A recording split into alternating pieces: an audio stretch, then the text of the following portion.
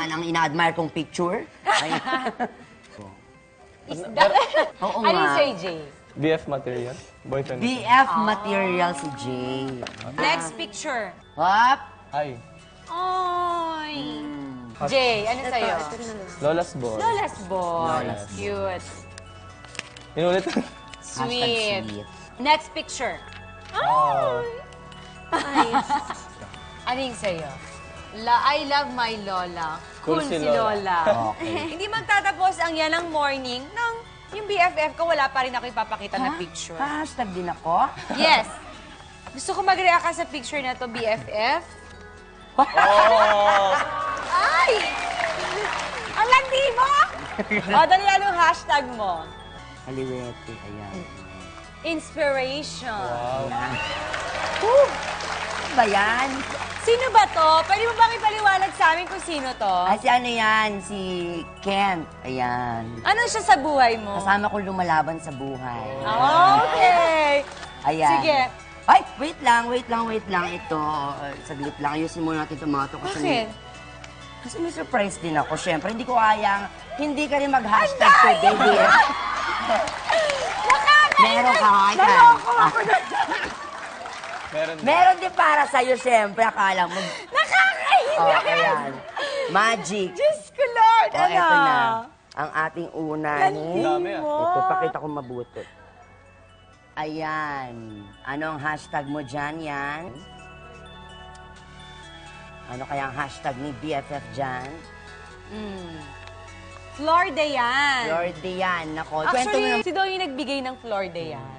Yung pala yun. Nung Mother's Day, binigyan niya ako ng halos 3 oras. Nakabantay silang mag-ama, tapos nag-workshop ako. Nasa harap mo si Lolo. Oo. Ay, tinan ko lang dito sa susunod na picture. Ano? Yan. Sweet. Ano yan? Hashtag buhay ko. Bakit buhay ko yan? Hindi. Kasi... Naiyak talaga ako. Hindi kasi sobrang thankful ako sa lola ko kasi yung lola ko kasi yung nagbigay ng meaning sa buhay ko din na parang hindi totoo na pag walang nanay at tatay sa tabi mo, magiging pariwara kang anak. Thankful ako sa lola ko na pinalaki ako na, alam mo yun na, matatag. Siyempre, buhay ko din yung anak ko tsaka yung asawa ko, pero nauna sa buhay ko din yung lola ko eh. Kaya alam mo, palagi kong dasal, gusto ko i-share every time na birthday ko, wini-wish ko na sana mas humaba pa yung buhay niya. Sobrang kaya. Kanya-kanya Ay, nako. sorpresa. Well, Bianca and Jay, masarap mabuhay, lalo na kung merong inspirasyon sa buhay niyo. Kaya naman, Bianca and Jay, panoorin niyo to.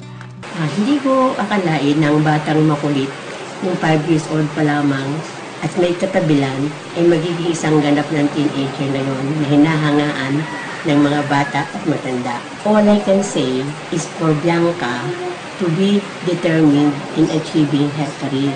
Thank the Lord for all the blessings you are receiving and you will achieve your goal. Take care. I love you. Bianca, any message sa lola mo? Hindi kasi Ate Marian, tama yung sabi mo kanina, yung lola ko rin talaga yung bumuo sa buhay ko nung wala yung mommy ko, yung daddy ko. Mama, alam ko, nanonood ka ngayon. I love you. Sobra.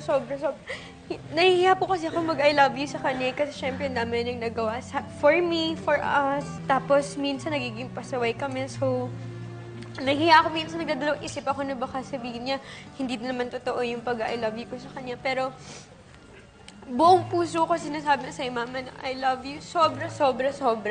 And thank you sa lahat. Jay.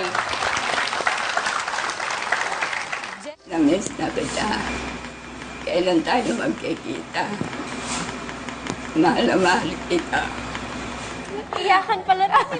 Kasi talaga si Lola at Lolo, kaso iniwan na kami ni Lolo. Talagang sila yung tumulong sa amin magkapatid para sa pag-aaral namin. Kaya, Lola, gusto kong sabihin sa inyo na proud ako dahil Lola ko kayo and gagawin ko ang lahat para mapasaya. Mahal na mahal ko kayo. So,